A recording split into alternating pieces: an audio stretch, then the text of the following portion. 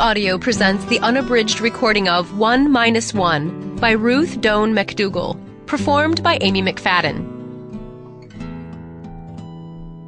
I actually read my first novel by Ruth Doan Macdougall way back in 1965 when I was a junior English major at the University of Michigan. At the time, and for many years before and after, although no longer, Redbook magazine would include a complete novel in the back pages of each issue, and it was there that I came across Macdougall's first novel, The Lilting House. The pages of these novels in Redbook were always both darker in color and heavier than the other pages of the magazine. Perhaps for that reason, and because Redbook was explicitly a magazine for adult women, and I didn't feel quite like a woman yet. These were the years when don't trust anyone over 30 was the prevailing ethic in my socio-political circle, and none of us was in any hurry to grow up. Reading those novels, and I always read them, felt to me daringly illicit. I adored The Lilting House when I read it, but didn't pay particular attention to the author's name, so I never connected it with 3 other novels by Macdougall that I greatly enjoyed over the next 8 or 10 years: The Cost of Living, 1-1, and The Cheerleader. After reading those, I was always on the lookout for any new novels by her.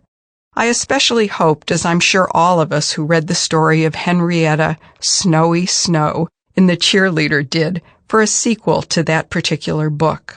Although that was not to be until Snowy was published in 1993, in the meantime, Macdougall wrote a number of other novels that I enjoyed, including Wife and Mother and Aunt Pleasantine. But to close the circle of this reminiscence, around 1990, while I was working at the Tulsa City County Library as the head of the Collection Development Department, I found an ex-library copy of The Lilting House at the library book sale.